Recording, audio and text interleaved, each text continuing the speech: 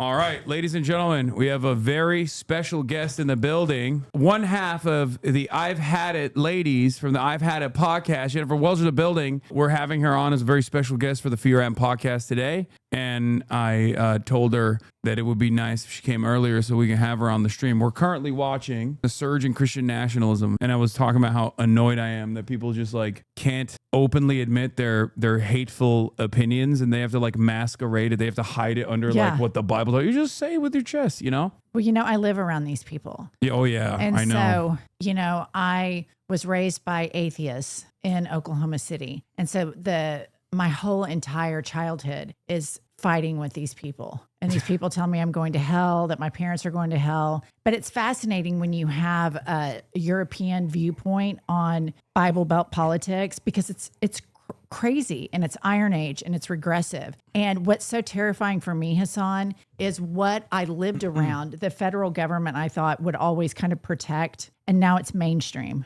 I love her. The other thing that I wanted to say, and you're absolutely correct, is that like empathy, like basic empathy, and not just like automatically demonstrating cruelty to like something that you don't understand. I feel like that was not a political concept. But now, because that's become like the guiding principle of republicanism in modern day, that it's almost made it into a version of like what people ascribe to like liberal values and liberal politics. Well, yeah, now the right is making a concerted effort to brand empathy as a toxic trait. We just had on the podcast, it'll come out next week, John Fugelsang. Do you know him? Mm-hmm. He's like a comedian. He wrote a book called Separation of Church and Hate. And he's religious, I'm not, but he talks about how Jesus, the central character of the Bible, was just this radical empath, to every extent. And the people that I live around that are evangelicals in Oklahoma City, they do not have empathy, only until it affects them personally. They're completely void of empathy. And that's not even, I guess that's not even empathy in that situation, right? It's just like self-preservation. The only thing that they care about is like, they're just selfish. It's a very selfish way to operate. She's going to try and get on your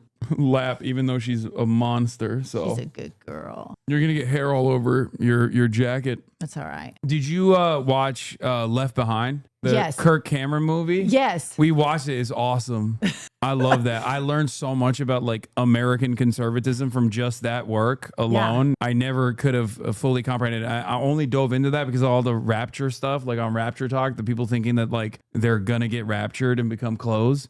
But the thing that I wanted to present to you is the maximalist position on that. Megyn Kelly doing an entire 7-minute sequence on witches. Have you seen this? It's so good. Like saying that that's real. That's like witches are real, hexes are real. These people are primed to fight spiritual warfare from a very young age. Like they're primed, and they think. I remember when I was in junior high school, these girls that I was on a cheerleading squad with literally thought that there were demons in the room with them and angels in the room with them, and they believed it. They were terrified all the time.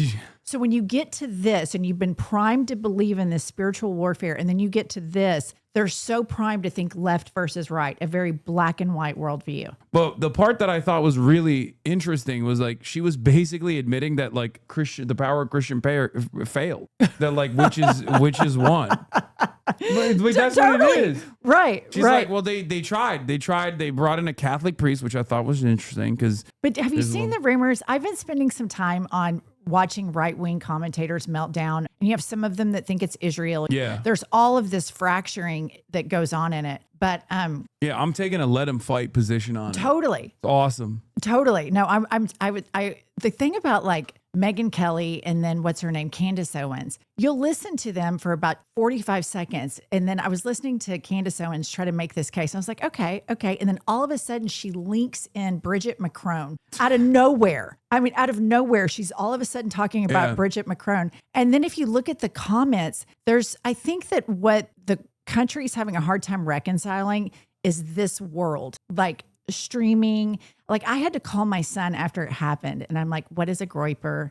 What is a cat boy? He had to explain all of it to me. All of those things. Right. Because that's kind of the rabbit hole that I went down with it. Here's the thing. I don't trust anything coming out of that FBI. Anything. I just don't trust anything because the narratives are immediately fitting what the administration wants. Yeah. And also in a very dumb way. I don't think it's hyperbolic to think that we can't trust the information coming out of this administration. I can't trust anything Kash Patel says. No. Kash Patel could be telling me something that I want to hear, and I still will be like, I don't know if I agree with that. It's like Israel and Kash Patel have no credibility in my eyes. I agree. They just, if I hear even something I want to hear from either of these parties, I'd be like, I don't know if maybe I should reconsider.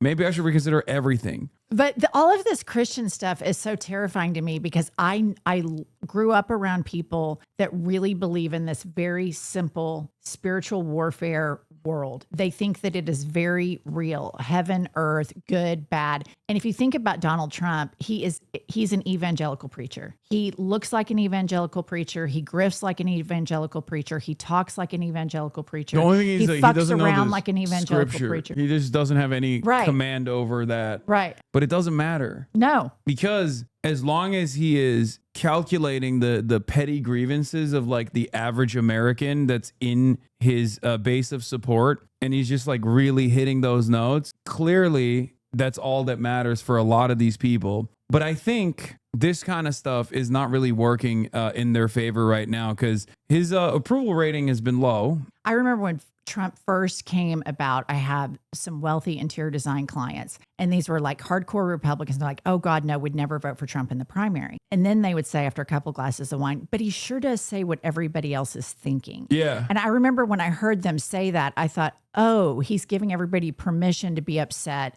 about Obama, which brings me back to Megyn Kelly, where she just openly admitted that Obama broke them. Did you see that tweet where she... I don't think I've seen that, It's but a video. I know that this it's like, a video where she says... I know that that's like a big cultural mover and shaker for a lot of people that they but were she like... actually finally admitted it. She said, we haven't felt like ourselves since Obama won. And I thought, finally, you admitted it. Yeah. That he broke you that much. Oh, no, for sure. I guess they just could not deal with the fact that like a black man was running the country. That's what it is at its most base. Like, yeah. That is unironically the cultural grievance. I do think that like there was always going to be people like that, but I think like if at least if there was more amenities that were offered in the process, like if the 2008 economic recovery looked different, if the healthcare initiatives were more expansive and it wasn't just like another shitty patch up job to offer subsidies to private healthcare.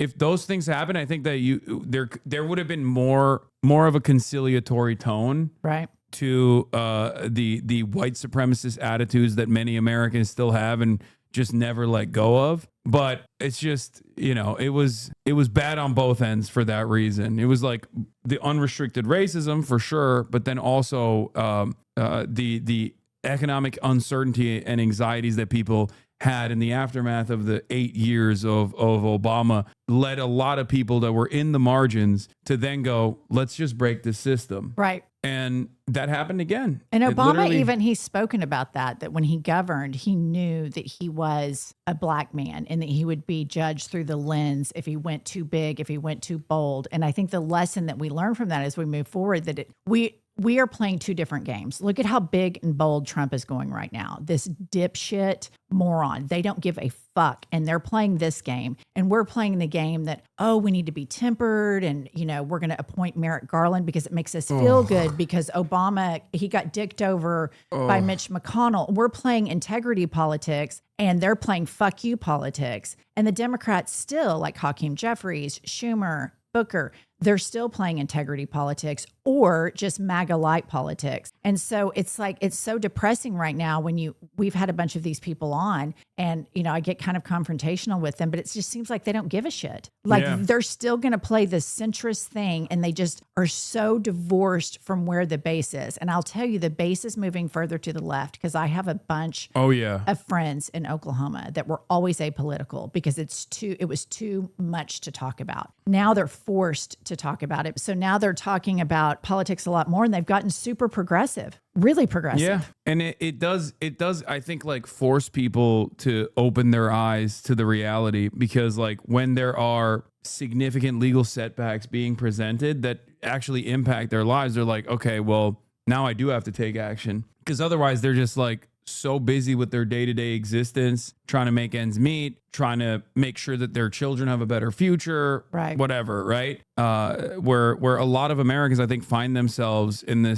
situation where they're like, neither party really represents my interests. I don't see anyone that is like a unique voice or presenting an alternative vision that I could agree with or offer me the things that I want. Right. And the Democrats certainly don't do that. So they just go, why do I care? You know, I'm in Oklahoma. It's going to go right wing anyway. Yeah. Might as well not fucking vote at all. Yeah. And that's what the big issue is. And that's what I was trying to tell every Democrat over and over again. You saw me at the DNC. I did. Anyone I could speak to, I was like, you guys are not seeing what these fucking dudes are doing. They keep talking about doing mass deportations. Please address how violent that is going to look like. People will inevitably get mad at that if that happens in their neighborhoods. Right. Because there's no stability when you got masked armed agents of the state coming out of unmarked vans and like kidnapping the dude that is the grocery store clerk. Yeah. That act doesn't make America more safe. That act doesn't make Americans feel more safe. As a matter of fact, it makes Americans feel less safe. And then for the heartless Americans that, like the country club Republicans that I'm talking about, when it's their housekeeper or somebody that works for them, then all of a sudden they give a shit because they are using that type of labor to exploit. Yeah. And it's consistent, good labor that they're like, oh, well, I can have these people do it for a lot less. And so I know this woman who I thought was for sure Republican. I know she was. And her housekeeper and the housekeeper's son got deported. And I've never really hung out with this woman much. Our kids went to school together. And I got a text from her 2 weeks ago that said, I started listening to your podcast. Some people I love were deported. Thank you for fighting for these people. So there's a change that's happening even in deep red states. And what pisses me off is these fucking Democrats are not messaging that. They're not capitalizing on that. They're nowhere to be found. It's milquetoast, limp dick politics. It drives me crazy. They all listen to fucking James Carville, who went on television a couple months ago and said, we're just not going to do anything. Everyone's going to get mad at the Republicans. And then, of course, we're the only other alternative, so they're going to vote for us. And that's unironically what their plan is. I cannot believe it. And there is no guarantee that is going to be a success this time around, especially because when you look at the polls, the Democrats are even less popular than Trump, because at least Trump has his base still. It's withering away, but he's like offering them cultural grievances that he fights for, right? Like, we're going to fire Jimmy Kimmel. There's enough dipshits in this country that go, hell yeah, Mr. President, that's great. It obviously invokes a lot of reaction to it as well. A lot of people get mad. They go, what the fuck? This is a First Amendment violation. We don't like this. But there is still a base that goes, we love the resentment politics that you're demonstrating. You're packing up our enemies, right? Random Guatemalan people. You know what I mean? Like, this is what I voted for, is what they say on Twitter. Democrats don't have any base, and it's the exact same problem that caused them to lose the election in the first place. They push away their base of support, and they think that like people will just operate off of harm reduction politics. Mm-hmm. They'll just go, well, obviously Democrats are marginally better than the Republicans. Might as well vote for them over the other guy. But that clearly doesn't get asses off seats to go out and vote, especially when voting already has pre-existing hurdles. It's you vote during a work day. You know what I mean? It's not compulsory. So it's just not happening. No, I agree. And I think that what's happening is you have people like, I'm so mad at the Democratic Party right now, particularly Jeffries, Schumer, and Booker. I mean, others, but those three really get me the most. And then when Hakeem voted to honor Charlie Kirk, I just can't for the life of me understand how a black man honors a racist. I don't understand that. Furthermore, again, Hassan, we're playing two different games here. They would have never fucking voted for it ever if the roles were reversed. Oh yeah. And an influencer like if an influencer like you, if God forbid something happened and the Democrats, they would say, fuck no, we're not doing it. And the majority leader and the minority leader, whichever it was, would whip that party into shape and it just wouldn't happen. Yeah. And you have these people like this guy here, they cannot commit to anything. Jeff Duncan, I had him on. And they can't commit to anything. And I think that it leaves a vacuum where a uninformed voter, a low information voter, thinks when they hear Trump or they hear Ted Cruz or any of these other fucking horrible dipshits, they think that they have passion and they're authentic about something, and they see politicians like this is like, why can't you commit to something? Like at this stage in fascism, at this stage in America, why can't we commit to anything in an interview? It's just, I'm telling you, I think it's because they're, I always go back and forth on this. I think like, is it sinister where they think as long as I can like keep my position, my role, it's fine if America turns fascist. Cause like, you know, I'll still make sure that my children get to go to the best schools. Right. And then they'll go and work for a corporation that's like lobbying me. Right. Or is it actually stupid? Is it cynical or is it stupid? And the stupid part is like they genuinely think that this is good politics. I They're think just, like, it's the latter. Quiet. I do think, yeah, when I talk to politicians, I realize, oh no, it's actually stupid too. It's not just like, there are definitely a lot of cynical people who are doing this because they don't give a shit. But then there's like the stupids who do actually think that there is they do get manipulated by like the lobbyists and the people that have access to these congresspersons, and they're so inaccessible to the regular public that they do unironically think like, no, everybody loves Israel. What the fuck are you guys talking about? This doesn't make any sense. And they're shocked. They're shocked when they actually go and do a town hall, and like all of these 75-year-olds are like, why the hell are you giving so much money to Israel? Fuck you. And that's like a wake up call for all of them. At least like that's what Rashida Tlaib basically told me. And I mean, she knows these people, right? Like she knows how like echo chambered they are and how sheltered they are from like the average person's opinion, that they do legitimately get duped and they do actually think that this is somehow good politics. So there is that, the beltway brain damage, basically. So it's a bit of both, but I think when they're stupid, you can at least like convince them. If they're cynical, you can't really do anything about it. I also think there's this, as we've dove more and more into politics on the pod, I think that there is this consulting class in the Democratic Party, and they're so far out of America in the Beltway, and they are going after the elusive average American. And they've been so divorced from that idea for so long. And I remember when we had Rahm Emanuel on, and I kind of got in a fight with him. Yeah. Because he said, we need to quit talking about the bathroom and start talking about the kitchen table. And I was just like, fuck you, that you're throwing trans people under the bus. Also, who's even, like, the bathroom was a victory for the wokes. Donald Trump, after the bathroom bill was presented, I think in North Carolina, there was so much backlash that Republicans had to be like, oh, fuck, we can't do this because this is cruelty for the sake of cruelty. America's a lot more woke than we thought it was, even on the trans issue. So they had to go back to the drawing board to figure out a different way to attack trans people. Well, and the Democrats don't message Trump was it properly. in 2016. Well, he's best friends with Caitlyn Jenner. I mean, she's trotting around Caitlyn Jenner's also Mar-a-Lago all the time. But